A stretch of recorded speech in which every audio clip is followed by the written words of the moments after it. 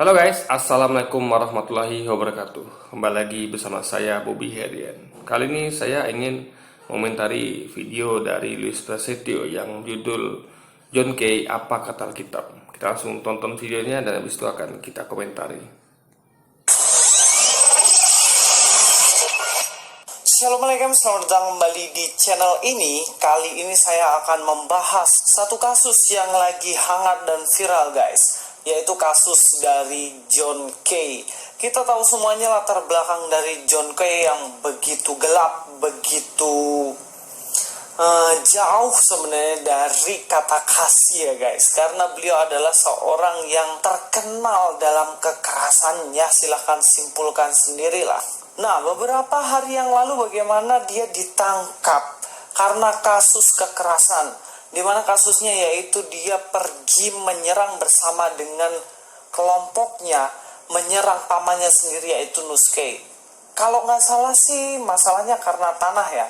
Pembagian yang nggak rata akhirnya membuat ada perselisihan di antara keluarga mereka. Dan alhasil ada beberapa orang yang cedera dan juga ada satu orang yang terbunuh. Lalu apa sebenarnya kata Alkitab tentang tindakan John Kay ini? Mari kita bahas. Nah, kita akan bahas secara fair ya guys. Saya tidak membela dan saya tidak mau menghakimi, tetapi kita akan melihat lebih objektif lagi. Yang pertama yang ingin saya sampaikan, bahwa tindakan John Kay dan kawan-kawan itu 100% perbuatan yang salah dan berdosa, yang jelas nggak boleh dicontoh gitu loh. Di dalam Efesus 4 ayat 31 dikatakan segala kepahitan. Artinya kepahitan adalah hati yang begitu benci, mungkin tersakiti. Misalnya kayak kamu diputusin sama pacarmu, diputusinnya sepihak dan gak ada alasan apapun. Nah, itu yang namanya kepahitan. Saya paham di dalam kasusnya John Kay ini mungkin ada yang dirugikan sehingga timbul kepahitan hati. Kegeraman yang artinya ingin rasa-rasa melakukan tindakan yang keras. Kemarahan, jelaslah tindakan yang dilakukan itu timbul karena ada kemarahan dalam hati, karena tidak adanya keseimbangan pembagian uang. Dikatakan juga pertikaian yang artinya ketidakcocokan menimbulkan masalah, dan fitnah hendaklah dibuang dari antara kamu. Perhatikan di situ ada kata dibuang daripada kamu. Dibuang di sini dalam bahasa aslinya yaitu airo, tetapi dalam konteks ini adalah arteto. Sama saja guys, intinya dibuang. Kayak misalnya kita punya HP yang udah rusak, HP itu kita buang ke tempat sampah. Apakah HP itu akan kita ambil lagi ketika dibuang? Ya enggak. Itu yang namanya kekerasan, kegeraman, dan juga amarah dan kekerasan apapun itu sudah harus dibuang jauh-jauh dari hidup kita. Jangan dicari-cari lagi. Ini menunjukkan bagaimana Tuhan tidak menghendaki adanya perpecahan ini. Apalagi ketika kita dengar ada satu orang yang meninggal dalam kasus ini, dan ini sudah tergolong ke dalam pembunuhan, dan ini berdosa guys, karena melanggar hukum Taurat yang ke-6. Di dalam Keluaran 20 ayat 13, jangan membunuh. Perintah ini jelas di mana orang Kristen, orang percaya tidak boleh membunuh. Lalu apa sih sebenarnya yang dikehendaki oleh Tuhan? Di dalam Efesus 4 ayat 32 dikatakan, tetapi hendaklah kamu ramah seorang terhadap yang lain. Kita harus ramah satu dengan yang lainnya, penuh kasih mesra dan saling mengampuni, sebagaimana Allah di dalam Kristus telah mengampuni kamu. Penuh kasih mesra dan saling mengampuni. Seharusnya dalam kasus ini bagaimana John Kay ini ya udahlah mengampuni Nuskay, ataupun sebaliknya Nuskay mengampuni John Kay juga. Karena ini perselisihan mengenai tanah. Toh tanah juga nggak dibawa mati. Sebagai orang percaya, ketika John Kay mungkin sudah percaya Yesus sungguh-sungguh, tentunya dia memiliki tanggung jawab untuk mengasihi pamannya, sekalipun mungkin dia dirugikan. Nah, ini pandangan yang pertama. Oke, mengenai pertobatan John Kay. Yang pertama, Andino yang mewawancarai bahwa dirinya sudah bertobat John Kay. Yang kedua, Pak Gilbert Lumoindong juga mengatakan dalam wawancaranya itu bagaimana John Kay sudah bertobat dan berusaha untuk meninggalkan kekerasannya. Pertobatannya ini bisa jadi dua jenis. Yang pertama yaitu tobat pura-pura, yang artinya dia pura-pura aja bertobat karena ya memang di penjara mau buat apa lagi, dia pura-pura tobat. Tetapi yang kedua bisa jadi dia benar-benar bertobat, guys. Lalu kalau ditanya bagaimana pandangan Alkitab mengenai hal ini, pandangan Alkitab sebenarnya gini, guys.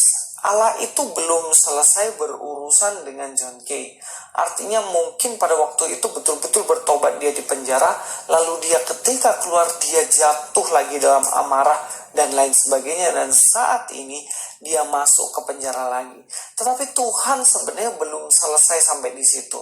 Tuhan dengan kesabarannya ingin memanggil kembali John Kay untuk percaya Tuhan sungguh-sungguh lagi, untuk setia kepada Tuhan dan benar-benar bisa meninggalkan itu semua, guys.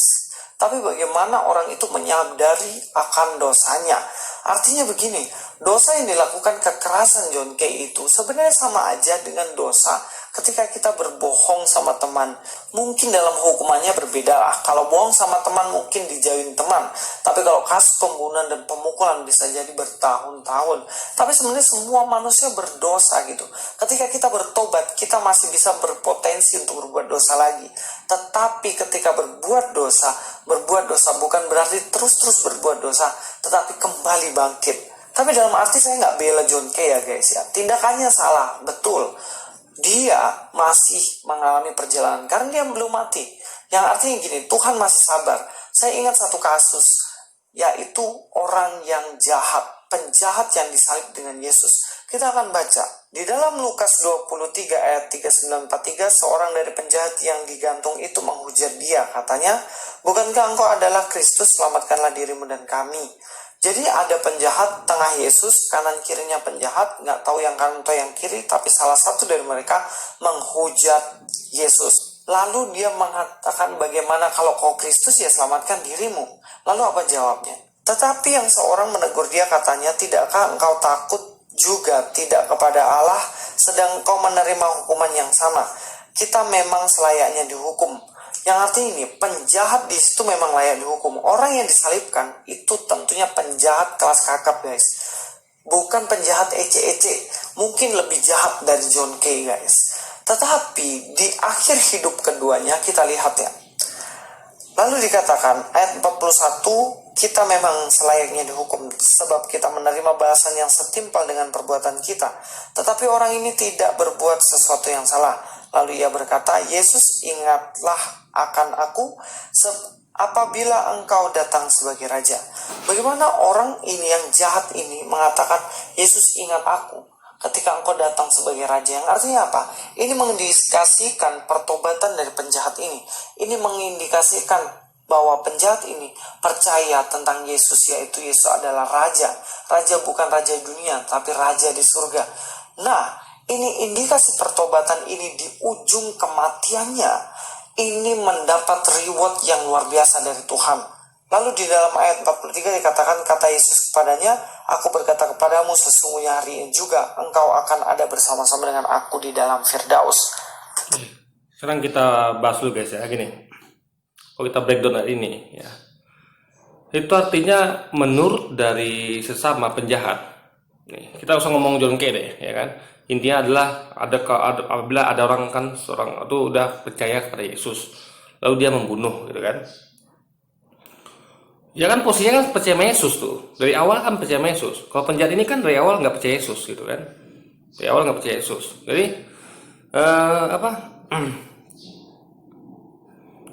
tapi juga kita bingung sini, guys. Dia bisa percaya bisa tidak? Karena ini yang satu orang berkata. Satu orang berkata, ya,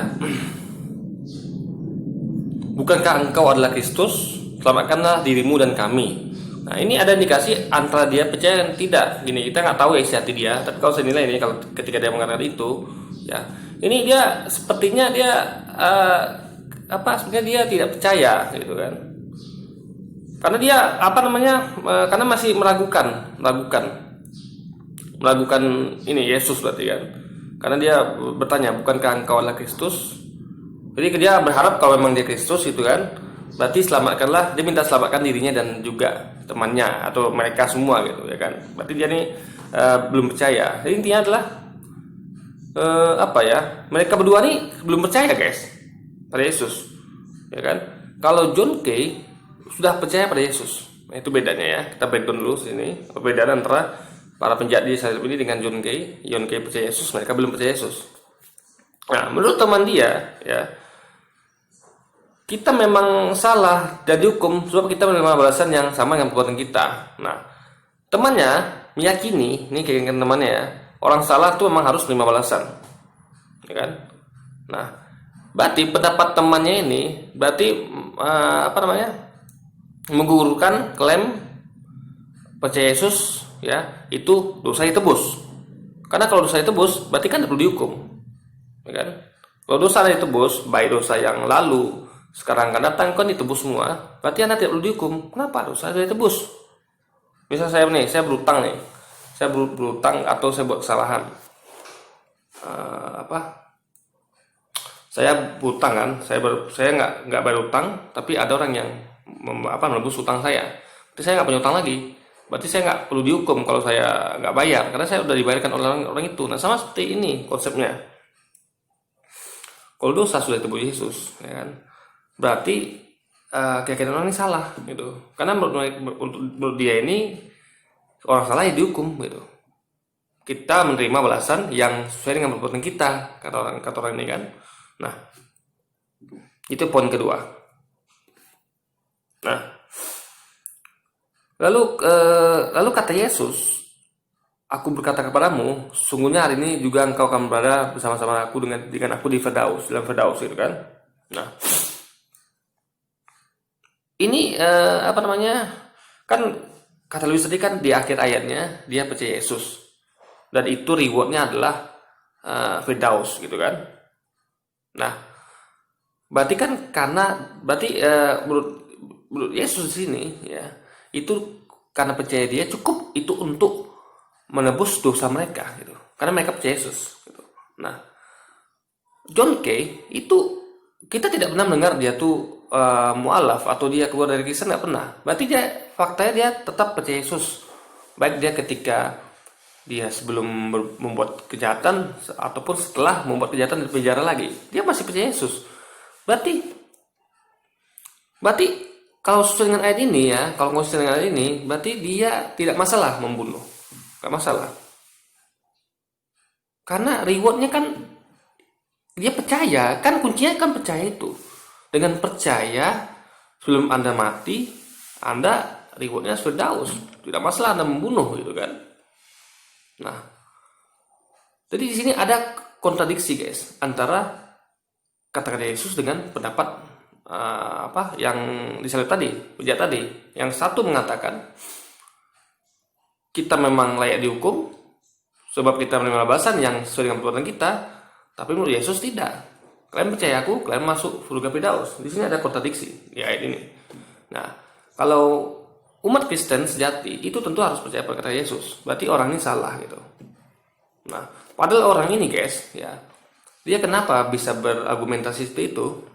Karena ada ayat yang di tempat lain di Alkitab ya, yang mengatakan Yesus berkata, kemarilah anak-anak itu, sesungguhnya mereka adalah empunya kerajaan surga. Nah, kenapa Yesus katakan seperti itu? Karena anak kecil itu adalah suci dari dosa, sehingga karena mereka kan belum mengerti apa yang mereka perbuat, mereka ngerti dosa sama pahala, mereka belum mengerti tentang itu, makanya mereka itu masuk kalau sama kayak kepercayaan Islam ya guys ya. Kalau dalam kepercayaan Islam itu kalau anak kecil itu mereka meninggal tuh masuk surga karena walaupun mereka buat dosa, karena mereka tidak belum mengerti tentang dosa dan pahala. Ini sama dengan kata-kata Yesus, anak kecil adalah empunya kerajaan surga. Nah, berarti ini membatalkan argumentasi umat Kristen yang mengatakan kalau anak kecil itu kalau ada dosa waris, kalau anak yang lahir itu membawa dosa waris. Faktanya tidak. Yesus mengatakan anak kecil masuk surga. Nah, ada lagi argumentasi lain mengatakan, umat Kristen mengatakan, oh tidak, anak kecil itu percaya Yesus. Mana bisa dikatakan anak kecil percaya Yesus? Nggak mungkin. Anak kecil tuh guys, mereka tuh belum punya sistem kepercayaan, belum punya. Mereka belum ngerti Saya kasih contoh misalnya, ada anak kecil ya, anggaplah SD atau ya anak kecil lah pokoknya. Anak kecil kan biasanya kan SD ke bawah, anak kecil biasanya kan. Ini mereka ini diiming-imingi misalnya sama orang, nah, dek ini permen, ikut om yuk misalnya, lalu tiba-tiba diculik. Nah, si anak ini kan gampang percaya, anak bujuk dia percaya, kasih permen dia ikut, ayo om, ayo ikut. Padahal nggak tahu itu siapa gitu, dia nggak ngerti, dia percaya pada apapun yang menarik hatinya, ya kan? Itu namanya anak kecil gitu. Jadi anak kecil tuh gampang diculik guys, gampang dikelabui. Kenapa? Karena dia belum punya sistem kepercayaan. Dia tuh ketika dikatakan dia percaya, itu sebenarnya nggak percaya. Dia tuh percaya itu bukan percaya yang real, bukan seperti kita yang kalau kita percaya ya kita berarti udah bisa tanggung jawab dengan itu. Misalnya kayak kita lah, misalnya saya percaya sama orang tuh hanya sama orang yang betul udah terbukti. Kita kan nggak gampang percaya. Kalau orang nggak kita kenal, kita kan nggak percaya. Tapi kan anak kecil tidak, dia percaya sama siapa aja. Bahkan sama orang nggak tidak kenalnya, mereka percaya. Makanya ini argumentasi umat Kristen itu membatalkan dibatalkan dengan logika yang saya sampaikan. Berarti kita ketahui anak kecil adalah pemilik kerajaan surga. Nah, lalu lagi dikatakan seorang bapak tidak akan tidak akan menanggung dosa anaknya, dan dan kesalahan seorang anak tidak akan ditanggungkan oleh bapaknya gitu. Berarti dosa kan ditanggung masing-masing di sini. Nah, makanya penjahat ini berkata seperti itu karena dia itu memang konsep yang berlaku gitu. Dan itulah namanya keadilan. Kalau Anda berbuat salah, ya Anda tanggung akibatnya. Nggak mungkin orang lain menanggung akibatnya. Di mana keadilan gitu kan. Nah, jadi John Kay atau yang lain yang percaya sama Yesus, kita ngomong yang global aja lah, nggak usah John Kay lagi. Semua orang percaya sama Yesus, itu kan menurut Yesus begitu percaya, ingat, kuncinya cuma percaya aja, ya. Hari ini engkau akan berada bersama-sama dengan aku di dalam Firdaus, ya kan? Nah, jadi ini konsepnya tidak adil menurut saya guys, nggak adil. Dan lagi kita tahu, dan Louis sudah bertanya ini ya, kan kita tahu dalam Kristen itu semua dosa ditebus, baik dosa yang lalu, yang sekarang maupun kemudian. Berarti apapun yang dosa Anda buat, Anda tidak perlu pertobatan tuh saya tanyakan sebagai apa tujuan pertobatan? Kalau dosa Anda ditanggung sama Yesus, Anda dijamin masuk surga hanya percaya dengan Yesus gitu. Kan syarat masuk surga kan hanya satu, percaya Yesus. Nah, lalu apa arti semua pertobatan itu? Kan seperti sebuah seperti sebuah kayak gini ibaratnya. Kayak saya misalnya berutang, utang saya kan ditebus, ya kan? Saya berutang, mau saya berutang yang lalu, mau sekarang saya berutang atau nanti saya berutang, itu semua sudah ditebus gitu. Nah, lalu kalau saya tahu itu, ya kan, tentu saya akan merasa ada rasa aman di situ, karena saya punya penebus mau utang-utang saya. Maka yang terjadi adalah saya bebas berbuat utang, gitu kan. Utang sebanyak apapun, kapanpun itu akan ditebus. Asal saya percaya sama orang yang menebus saya, kan itu logikanya. Nah, berarti kan sama kayak kita punya teman. Teman kita nih yang menebus mau utang-utang kita. Dia katakan, hey bro, kamu percaya sama saya akan tebus utang-utang kamu, baik yang utang kamu yang lalu, sekarang maupun datang. Sarannya cuma satu, kamu percaya sama aku aja deh, gitu. Jadi kamu bersama-sama dengan aku dalam Firdaus gitu. Nah, saya tentu sebagai orang yang logis, saya akan memanfaatkan itu, ya kan? Saya akan berutang karena ada yang nebus gitu. Itu loh, kalau kita pakai logika gitu kan. Jadi untuk apa saya bertobat untuk dari utang? Toh ada di utang saya tebus gitu. Toh ada jaminan penebus utang saya gitu. Nah, di sini ada kekacauan logika guys. Ada kekacauan logika yang perlu dijawab oleh Louis gitu. Apa gunanya pertobatan dari utang itu? Anggaplah kita tobat dari utang. Aduh, saya udah pernah berutang nih. Saya tobat dari utang, nggak mau lagi saya berutang. Untuk apa Anda bertobat dari utang? Anda kan ditebus gitu. Kan? Utang Anda kan ditebus itu. Meskipun itu katakanlah utang itu salah, tapi kesalahan Anda ditebus itu. Ada yang nebus utang kesalahan Anda. Untuk apa yang Anda lakukan lagi? Apa yang Anda perlukan lakukan pertobatan. Ini kawan logika saya pengen Luis membahas ini, ya. Ya kan jadi kan nggak ada membahas tentang itu gitu. Nah, jadi kalau menurut ayat ini ya, John Kay kan tidak percaya Yesus. Sejak dia dari mengaku pertobatan itu sampai sekarang kita nggak pernah dengar pengakuan dia kalau dia tuh sudah tidak percaya Yesus lagi, nggak pernah. Dan dia nggak pernah keluar dari Kristen gitu kan. Nah, berarti untuk orang-orang kasusnya seperti ini, berarti dia bersama-sama dengan Yesus di Firdaus kalau menurut logika dari ayat ini gitu, ya kan? Dan juga logika dari disampaikan oleh dogma Kristen gitu kan. Nah, berarti tidak masalah. Nah, lalu saya bertanya, di mana keadilan? Nah, sekarang coba kita bandingkan dengan konsep Islam, guys. Konsep Islam ya. Karena dosa tidak ada nebus, ya. Konsepnya adalah dosa itu harus diambil pertanggungjawaban nanti di akhirat, ya. Kalau Anda percaya pada Allah dan Rasulnya, ya, Anda percaya pada beriman, percaya pada Nabi Muhammad, pada Yesus, pada Musa, Ibrahim, ya kan? Anda memang dijamin masuk surga. Ya. Sama dengan ini, Anda dijamin masuk surga selama Anda masih beriman, ya. Beriman, alias percaya, Anda dijamin masuk surga. Tapi dia ada tapinya, guys. Kalau ini kan tidak ada tapinya. Dia di Islam juga ada pertobatan, tapi pertobatannya nggak seperti ini, gitu. Ya kan?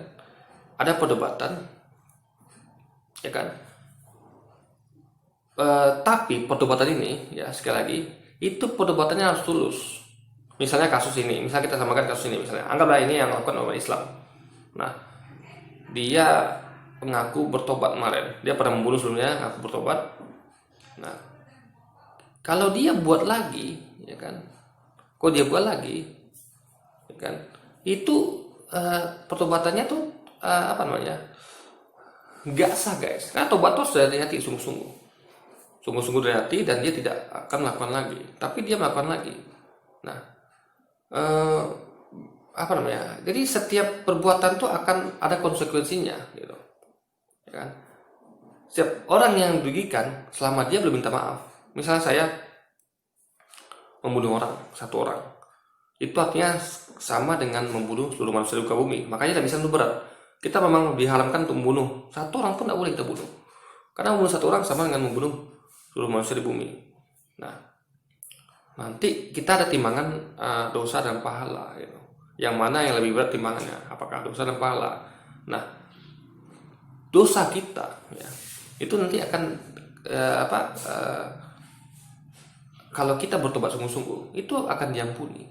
Tapi kalau kita tidak sungguh-sungguh, dalam artian begini, kita udah kalau logika, guys, kalau orang tidak pernah membunuh, lalu dia tobat, dia bunuh lagi, itu namanya bukan bertobat. Bukan bertobat. Bertobat itu adalah dia tidak melakukan lagi, gitu. Tapi kalau dia melakukan lagi, itu berarti pertobatannya batal, ya kan? Berarti dia pertobatannya nggak sungguh-sungguh. Jadi nggak ada kemungkinan dia tidak sungguh-sungguh, tidak ada. Karena dia melakukan lagi. Berarti karena orang yang bertobat sungguh-sungguh, dia pasti tidak akan melakukan lagi, gitu. Ya kan? Dia buktikan itu dengan dia tidak melakukan lagi. Itu tobat yang sungguh-sungguh. Kalau dia masih lagi, berarti dia tobatnya main-main, gitu. Nah, dia masih punya kesempatan sepanjang hidupnya untuk bertobat, gitu kan, untuk diampuni. Tapi tetaplah sebelum dia melakukan itu, dia tetap berdosa, dan itu harus dimintai pertanggungjawaban nanti di akhirat, ya kan? Dia harus minta maaf sama orang yang disakiti dia, gitu. Kan nanti di akhirat nanti kita akan ada orang-orang yang minta pertanggungjawaban dari kita. Kalau dulu kita berdosa pada Allah, tidak sholat misalnya, tidak zakat, tidak puasa, kita hanya bertanggung jawab pada Allah. Tapi kalau ada kita menyakiti hati orang atau orang yang tersakiti, ya, orang tersakiti memang karena kita salah, ya, bukan karena kita nggak salah. Kayak misalnya kita membunuh orang, itu kan orang sakiti karena kita salah, ya kan? Beda dengan misalnya kita diolok-olok, kalau kita benar, itu enggak, kita nggak salah, kita nggak ada tanggung jawab pada orang itu. Tapi kalau kita memang salah dan orang itu minta tanggung jawab, nanti kita akan bertahan nanti di akhirat. Kita harus membayar itu semua. Makanya baiknya kita minta maaf di dunia. Jadi nggak cukup hanya bertobat pada Allah saja, tapi kita harus minta maaf pada orang itu di dunia. Nah, jadi sehingga nanti di akhirat, karena dia sudah maafkan kita, di akhirat dia tidak lagi bawa masalah ini sampai ke akhirat, gitu. sehingga kita akan akhirnya kita tidak akan ada beban gitu. Nah, beda kalau kita tidak minta maaf. Jadi Islam menuntut meminta maaf juga, tobat dan minta maaf gitu pada orang yang telah kita sakiti karena memang kita salah gitu. Nah, jadi dan kita akan dihukum nanti. Jadi konsep Islam itu guys, tidak ada ceritanya Anda percaya Allah dan Nabi Muhammad tuh Anda tinggal memegang surga, nggak ada. Ujung-ujungnya Anda akan masuk surga, ujung-ujungnya. Ya, ujungnya adalah masuk surga. Tapi Anda dibakar dulu di neraka, sesuai dengan kadar perbuatan dosa Anda. Kalau Anda membunuh orang, ya kan, lalu Anda nggak sempat tobat, karena tobat benarnya susah loh guys, ya, susah. Pertobatan tuh paling susah tuh pertobatan. Ada orang yang gini, pertobatan tuh kan, misalnya saya tidak akan membunuh lagi nih, Anda harus konsisten sepanjang hidup nggak membunuh lagi, itu baru namanya pertobatan. Tapi kalau Anda katakan saya tidak akan membunuh lagi, tapi fakta saya membunuh lagi, itu Anda bukan tobat namanya. Nah, yang kayak gini, kalau dia tidak sempat bertobat dalam sepanjang hidupnya lagi sebelum nyawa menjemput dia, itu dia dihitung sebagai bukan suatu pertobatan. Makanya dia harus cepat bertobat, karena kita nggak tahu kapan dipanggil gitu kan, sampai kapan umur kita ada gitu. Nah, kalau anggap dia nggak sempat bertobat ini, itu kan, maka dia akan, dan dia nggak minta maaf pada orang yang disakiti dia karena memang dia salah, nanti dia akan menerima hukumannya dahulu. Dia akan dibakar dulu di neraka sampai bersih dosa-dosanya, baru dia akan dimasukkan ke surga. Jadi dalam Islam konsepnya jelas, Anda nggak cukup hanya beriman, Anda juga harus bertakwa, beriman dan jadi surga itu kuncinya iman, dan untuk memastikan surga gitu, kita dari awal masuk surga itu butuh takwa, iman dan takwa. Kalau Anda beriman dan bertakwa dalam artian menjalankan segala perintah Allah dan menjauhi segala larangannya, Anda akan dipastikan dari awal masuk surga, nggak akan masuk neraka. Dari awal sudah masuk surga, gitu kan? Jadi Anda memang sebelum meninggal itu harus bertobat, ya kan? Dan tobatnya betul-betul tobat. Dan itu susah banget, guys, bener susah. Tobat bener susah, tobat beneran itu. Makanya baiknya ketika di dunia ini kita harus bertobat dari segala dosa. Ketika buat dosa kita langsung bertobat gitu. Sehingga nanti, karena kita nggak tahu kapan dipanggil gitu kan, kapan kita dijemput mereka maut. Nah, jadi orang jahat akan menerima lu hukumannya di dalam neraka. Jadi nggak sementang-mentang masuk Islam percaya pada Allah langsung dijamin surga dari awal, enggak. Ada hukuman nanti ada di neraka kalau Anda berbuat jahat. Nah, itu konsep dalam Islam. Itu poinnya di situ. Kalau dalam Kristiani itu tidak ada konsep itu. Semua percaya Yesus pasti masuk surga. Meskipun Anda membunuh, karena dosa kan ditanggung Yesus, ditebus. Nah, jadi kalau menurut Anda, saya tanya nih, mana yang logis? Masa iya sih saya mau tanyakan, orang yang berjahat itu bisa melenggang masuk surga gitu aja karena dosa ditebus sama Yesus, ya kan? Sementara dia tidak diadili dulu, ya kan? Lalu di mana keadilan? Ya kan? Saya tanyakan, misalnya contoh orang kayak Brenton Tarrant tuh kan kita tidak mendengar dia tuh keluar dari agama Kristen ya, nggak pernah kita dengar. Itu bagaimana dengan dia? Dia udah bunuh sekian banyak orang. Masa sih nanti di akhirat tuh tinggal masuk surga gitu aja karena dia percaya Yesus? Ya kan? Itu bagaimana hukumnya? Saya pengen tanya Luis, hukum Brenton Tarrant bagaimana? Ya kan? Dia telah membunuh segitu banyak orang gitu, dan orang itu belum tentu memaafkan dia, keluarga dia belum tentu memaafkan dia. Seperti itu keluarga orang yang dibunuh dia. Karena orang yang dibunuh itu mungkin memaafkan. Tapi saya nggak yakin juga apakah mereka memaafkan yang dibunuh ini. Atau keluarga yang memaafkan. Anda bayangkan sakitnya kehilangan anggota keluarga gitu kan. Nah, bagaimana posisi? Coba saya pengen Luis bahas tentang Brenton Tarrant yang memang sangat keji luar biasa. Ya, itu hukumnya apa? Apakah dia masuk surga? Dia kan bersama dengan Yesus di Firdaus dari awal gitu kan, karena dia percaya pada Yesus, atau dia dihukum dulu di neraka? Karena saya tidak ada konsep masuk neraka bagi umat Kristen. Apapun saran Anda itu kan ditebus oleh Yesus gitu. Nah, lalu di mana keadilan? Ya kan? Di mana keadilan? Di ujung hidupnya penjahat ini bertobat dan percaya kepada Yesus.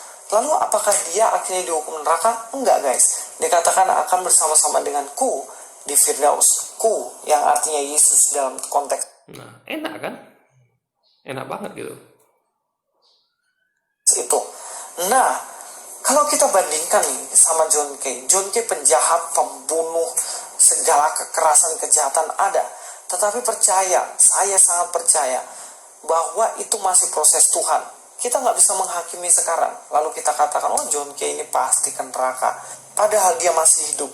Siapa tahu di ujung hidupnya, di hampir-hampir kematiannya, dia berseru kepada Tuhan dan percaya kepada Tuhan, menyesali setiap perbuatannya, dan mengakui bahwa Yesuslah sang juru selamat itu.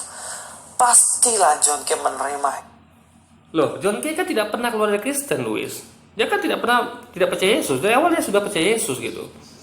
Ini Louis nih nggak sesuai dengan fakta di lapangan gitu. Dia katakan kalau John Kay nanti di akhir hayatnya dia percaya lagi kepada Yesus, loh dia sudah percaya dari awal kok. Dia nggak pernah keluar Kristen kan? Ini aneh. Jadi Louis ini tidak sesuai dengan fakta dengan yang diucapkan ya guys. Hidup kekal itu. Lalu dulu yang pernah bertobat dan sekarang jatuh bagaimana? Ini proses yang harus dia lalui guys. Tetapi ingat, ketika John Kay sampai akhir hidupnya memang dia tidak mau menerima Yesus sebagai juru selamat, tidak percaya Tuhan, ya kita tahu sendiri bahwa ia akan mendapat kebinasaan. Tetapi sebagai orang percaya, saya mengingatkan, jangan kita menghakimi dulu, menghakimi orang yang berdosa lalu kita hakimi dia pasti masuk neraka. Kita tidak boleh. Itu belum mencapai titik hidupnya yang terakhir. Tapi ketika dia sudah sampai titik hidup yang terakhir, sudah tidak ada kesempatan lagi untuk dia bertobat.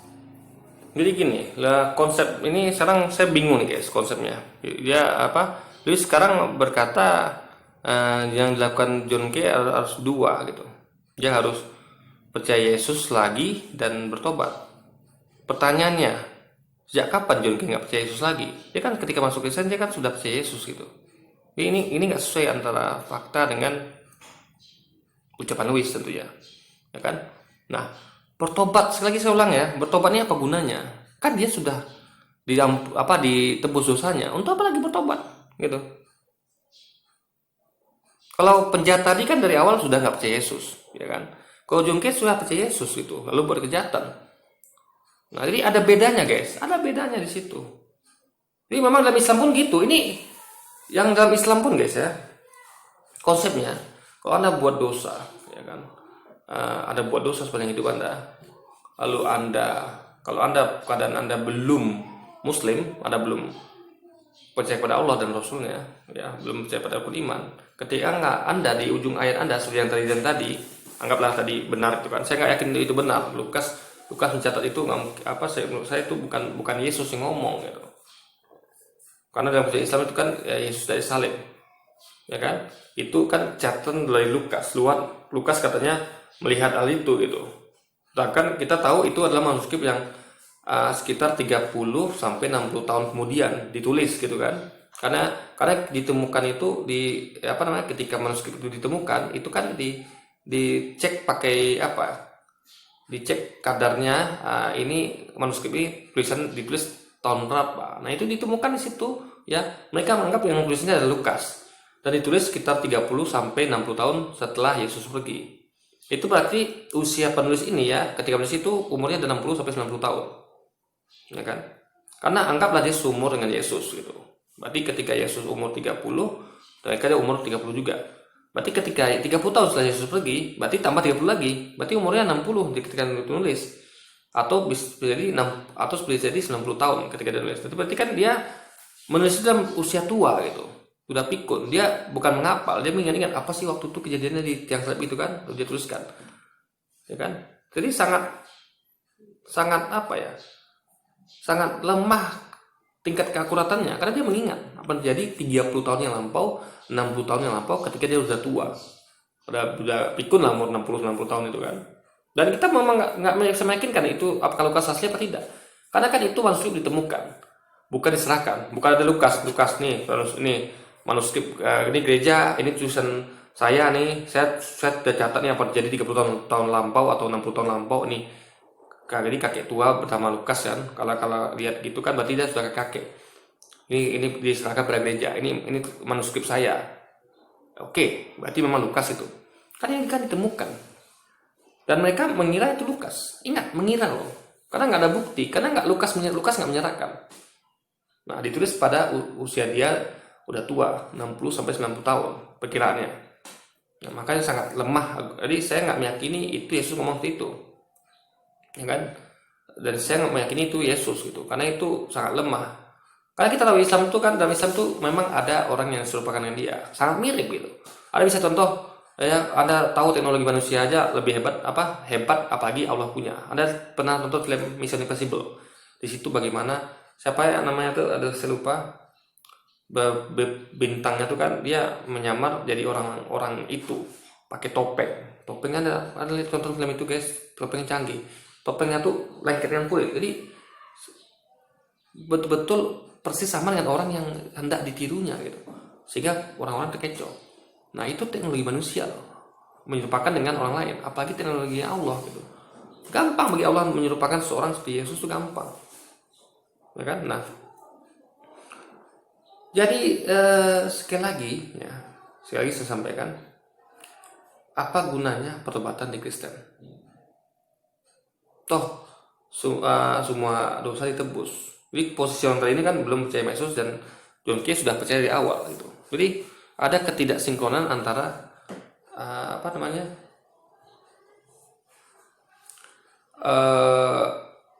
Louis ini pernah bilang loh, dan umat Kristen lain meyakini ya, seperti yang saya ketahui, orang cukup percaya Yesus saja, dijamin surga, gitu kan? Nggak ada yang lain tuh nggak ada. Saat ini cuma satu, percaya Yesus. Nah, sementara pertobatan itu nggak penting. Lalu sekarang dikatakan pertobatan penting. Jadi saya nggak tahu nih yang Louis yakini itu mana gitu. Berarti kalau pertobatan itu penting, berarti hilanglah klaim dosa waris, hilang. Karena kan kalau dia pertobatan, berarti kan dia harus tanggung jawab atas dosa yang dilakukan dia. Dia melakukan dosa kan, membunuh itu. Lalu dia bertanggung jawab dengan pertobatan, ya kan? Berarti ini menghapus hukum dosa waris gitu. Toh dia harus tetap bertobat atas dosa dia gitu. Berarti tidak ada yang menanggung dosa dia gitu kan? But guys, inilah perbedaan antara menghakimi. Ketika kita mengoreksi kesalahan dari pendeta yang artinya salah mengajar, itu bukan menghakimi guys. Itu namanya meluruskan pengajaran. Yang menghakimi adalah ketika kita mengatakan orang berdosa itu pasti masuk neraka, padahal hidupnya belum berakhir. Itu yang namanya menghakimi. Oleh karena itu, berarti kan kalau misalnya John Kay tidak bertobat, dia masuk neraka gitu. Nah ini sekali lagi bertentangan dengan yang selama ini Louis gembar-gemburkan. Ya, percaya Yesus pasti masuk surga kalau dosa tebus. Berarti sekali lagi mau tanyakan yang mana yang benar. Ya, apakah dalam Kristen pertobatan itu penting? Karena menurut Louis sekarang ini kan, kalau Anda nggak tobat, Anda masuk neraka, meskipun Anda percaya pada Yesus gitu. Jadi syaratnya adalah berarti lagi guys ya. Atau yang kedua, Anda percaya Yesus dan Anda bertobat, Anda nggak masuk neraka, masuk surga. Berarti kunci dalam agama Kristen itu ada dua, pertobatan dan percaya Yesus gitu. Berarti kalau Anda hanya kalau saya tangkap nih dari kata-kata Louis ya, perlu dua itu. Anda harus percaya Yesus dan juga bertobat, baru Anda masuk surga. Tapi kalau Anda tidak percaya Yesus dan tidak bertobat, Anda tidak masuk surga, masuk neraka. Nah, tidak ada dikatakan oleh Louis itu tidak bertobat tapi percaya Yesus masuk surga. Tapi memang dogmanya begitu sebenarnya. Cukup percaya Yesus saja gitu. Jadi yang mana yang benar nih Louis? Ya kan? Ada 3 poin di sini. Apakah yang masuk surga itu yang percaya Yesus dan bertobat? Apakah yang percaya Yesus yang tidak masuk neraka itu yang percaya Yesus saja gitu kan? Kalau bertobat aja jelas tidak, dia harus percaya Yesus kan, itu klaim Louis pasti seperti itu, nggak mungkin bertobat aja masuk surga, pasti harus percaya Yesus. Nah, sementara John Kay ini kan percaya Yesus dari awal gitu. Di posisi berarti tiap umat Kristen ya, kalau dia buat kejahatan, saya tangkap nih kata Louis ya, berarti kalau John Kay tadi kan, kalau dia nggak bertobat dan nggak percaya Yesus, dia sampaikan 2 poin sini, harus bertobat dan percaya Yesus baru masuk surga. Kalau tidak bertobat dan tidak percaya Yesus, berarti masuk neraka. Berarti lakukan dua-duanya. Nah, John Kay itu sudah percaya Yesus dari awal, kan? Udah percaya Yesus dari awal, dari sejak dia bertobat itu dia percaya. Karena kita tidak pernah mendengar dia klaim dari keluar dari Kristen gitu. Nah, berarti dia sudah percaya, kan? Anggap dia masih percaya, sudah percaya. Lalu dia dia tidak bertobat. Berarti dia masuk neraka dong. Berarti gagallah klaim, kalau ini benar ya, ini kan sesuai dengan yang Louis katakan. Kalau ini benar, berarti gagallah klaim dari umat Kristen atau Louis yang mengatakan kalau percaya Yesus masuk surga. Karena toh butuh pertobatan juga gitu. Kan berarti sama dong dengan Islam gitu kan. Tapi jadi memang nggak ada dosa waris guys. Kalau dari klaim Louis ini memang nggak ada dosa waris gitu. Nah makanya ini ajarnya membingungkan gitu. Makanya saya pengen tanya betul-betul Louis, ya kan, mana yang benar nih? Percaya Yesus saja ya tanpa pertobatan akan masuk surga, atau butuh dua-duanya? Ya, karena kalau butuh percaya Yesus dan bertobat, berarti ini sama dengan konsep Islam, ya kan? Percaya dan bertobat. Nah makanya Louis harus jelaskan ini. Saya pengen dia buat video yang menjelaskan tentang ini, karena ini memang ajarnya membingungkan menurut saya guys. Pada momen ini saya memberi kesempatan untuk semuanya mendengar di rumah. Mungkin saat ini kita orang yang paling kotor, orang yang paling jahat, mungkin lebih jahat dari John Kay. Mungkin juga kita merasa diri orang paling benar dan merasa lebih benar dari John Kay. Ini sama-sama berdosa. Kesombongan rohani adalah dosa, dan juga penjahat yang berdosa ini adalah berdosa. Tapi ingat, selama kita masih hidup, kita masih memiliki kesempatan untuk bertobat. Dan kita katakan hari ini, saya mau bertobat. Terima Tuhan Yesus sebagai Tuhan dan Juru Selamat. Jangan tunggu nanti. Karena ketika maut sudah menjemput kita. Lagi kita tangkap dari kata-kata Louis ya. Berarti orang yang melakukan dosa itu nggak percaya pada Tuhan Yesus gitu. Nah, ini aneh kan? Ini aneh, ini beda dengan konsep Islam. Islam itu ketika Anda berbuat dosa, Anda tidak diklaim, tidak dihukumi sebagai tidak percaya. Iman Anda tidak tanggal. Misal nih, saya beriman, saya pada Allah dan Rasulnya, tapi saya buat dosa, saya buat kejahatan. Itu iman saya tidak itu saya tidak dihitung murtad. Karena kalau tidak percaya kan berarti murtad. Kalau tidak percaya pada Yesus kan berarti ada murtad dari agama Kristen. Kan kalau tidak percaya lagi. Karena kunci agama Kristen kan percaya, satu itu aja penting, percaya pada Yesus gitu. Nah, berarti ketika Anda buat dosa, Anda dihitung murtad. Nah, beda dengan konsep Islam. Anda ketika buat dosa, Anda dihitung murtad. Karena iman dibedakan, iman sama takwa dibedakan. Ada iman, ada takwa. Iman ketika Anda percaya. Takwa ketika Anda tidak berdosa. Dalam artian Anda mengikuti segala perintahnya dan menjadi segala larangannya. Berarti Anda tidak berdosa kan? Nah, jadi dibedakan antara iman dan takwa. Ini kalau melihat klaim Louis, justru iman dan takwa disamakan. Kalau Anda berdosa, berarti Anda dihitung tidak percaya Yesus dan keluar dari agama Kristen. Ini konsep yang aneh guys, menurut saya. Nggak masuk akal gitu. Jadi orang itu berarti murtad ketika buat dosa, lalu dia bertobat. Jadi menyamakan antara percaya dengan buat dosa itu aneh bagi saya konsepnya. Aneh. Contoh misalnya gini.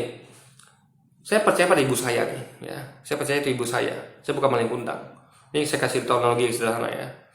Daripada pusing-pusing gitu kan. Karena saya juga agak pusing lihat terus ini. Karena logika nggak masuk gitu. Ada banyak kontradiksi antara dia disampaikan dengan ajaran Kristen dan lain sebagainya. Dan ucapan dia sebelumnya itu bahwa dosa ditebus gitu kan. Orang percaya Yesus kan pasti masuk surga. Jadi gini.